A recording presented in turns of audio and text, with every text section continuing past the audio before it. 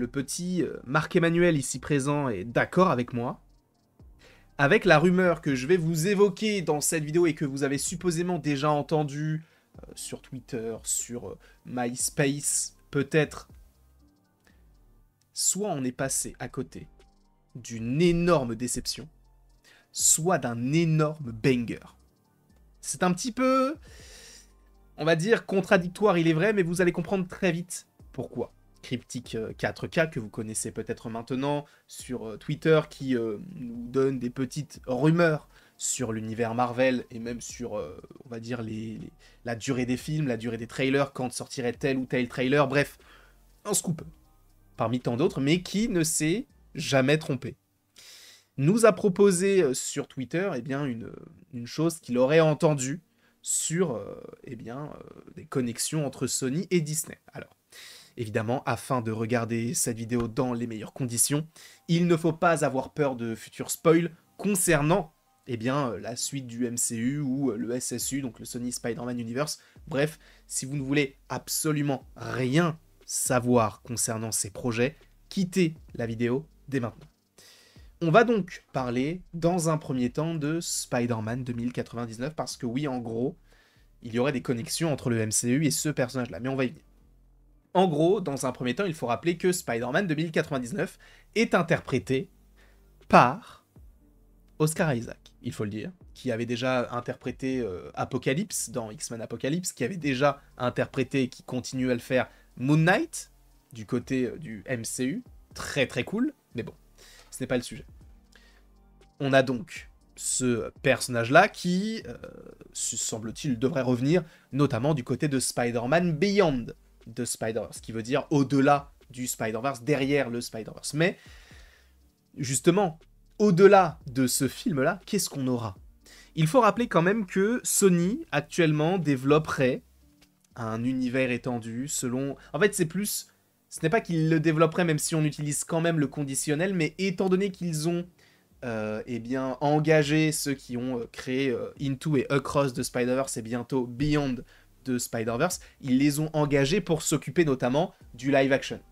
Le live-action du côté de Sony, je vous rappelle, Venom, Venom 2, Morbius, Madame Web, bientôt Venom 3 et bientôt Kraven le Chasseur. Donc on en pense ce qu'on veut, mais c'est vrai que peut-être que Sony se dit, bon, du côté de l'animation, ça plaît énormément, du côté du live-action, pas vraiment, donc vous savez quoi, pour chapeauter un petit peu possiblement un nouvel univers, eh bien prenons ceux qui s'occupent du Spider-Verse en animation.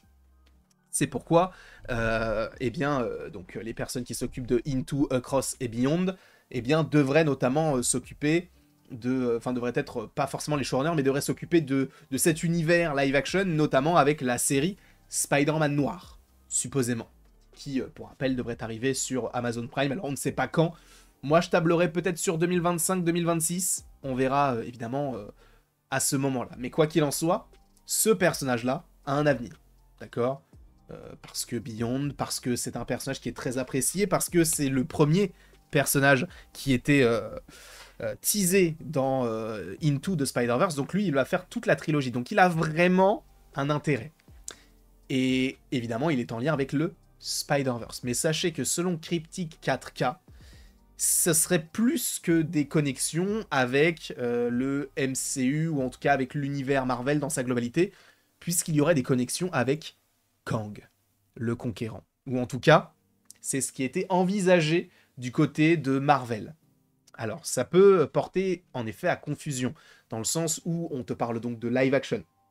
Sauf que, si tu veux être cohérent, et on ne sait pas si Sony va partir là-dessus ou s'ils vont faire quelque chose qui va s'affranchir de l'animation, mais si tu veux être cohérent, peut-être qu'ils reprendront les personnages qui doublent, plutôt les actrices et les acteurs qui doublent les personnages dans Into, Across et Beyond the Spider-Verse, notamment Hailey Steinfeld dans le rôle de Spider-Gwen, sauf qu'elle joue déjà Kate Bishop.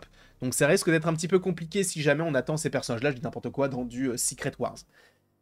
Lui, c'est Moon Knight, c'est Apocalypse, c'est Oscar Isaac. D'accord ? Donc ça aussi, ça peut être un frein, parce que, à la limite, tu me dis, bon, c'est un ancien acteur qui revient pour un nouveau rôle, pourquoi pas ? Sauf que là, c'est un acteur qui joue toujours du côté de Marvel, et qui a déjà joué du côté de Marvel, donc c'est un petit peu particulier. Donc si jamais on a du live-action concernant ce personnage-là, est-ce qu'il serait joué par Oscar Isaac ? c'est une question qu'on peut se poser. Je ne pense pas par rapport eh bien, à cette complexité, parce que en gros, vous allez voir que oui, il y a bel et bien un projet en lien avec 2099 qui serait prévu. Mais selon Cryptic 4K, en gros, il y avait un plan, entre guillemets, multiversel, une sorte d'alliance entre Spider-Man 2099 et donc le personnage de Kang qui était prévu du côté de Marvel. C'est ce qu'ils voulaient faire, mais ils ont un peu abandonné l'idée, notamment par rapport, a priori, aux envies de Sony. Alors encore une fois, je ne veux pas taper là pour le coup sur Sony, parce que on va pas dire, non mais mince, on est passé à côté d'un gros truc, on ne sait pas à côté de quoi on est passé, véritablement. Donc on ne peut pas vraiment se dire, bon bah j'aurais préféré ci ou ça. On n'a aucun tenant, aucun aboutissant, donc prenons un petit peu le temps pour le coup par rapport à cette rumeur-là. Et je vais le citer, les connaissances et l'expérience de Miguel avec le multivers, parce que je vous rappelle que c'est quand même lui qui a, entre guillemets, sauvé un petit peu le Spider-Verse, et qui utilise une réalité pour, entre guillemets, combiner toutes les autres. Bref, c'est assez particulier.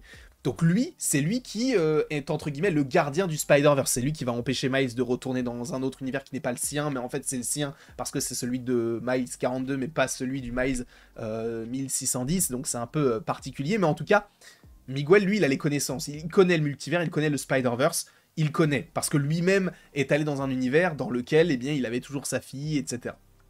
On s'en souvient. Et du coup, en gros, les connaissances et l'expérience de Miguel avec le multivers par rapport au Spider-Verse auraient permis à un variant de Kang, et on va mettre une petite photo à l'appui, eh bien, de former une alliance entre Kang et Spider-Man 2099. En gros, il y aurait la puissance pour Kang, donc en gros le côté un peu conquérant, et la stabilité pour Miguel.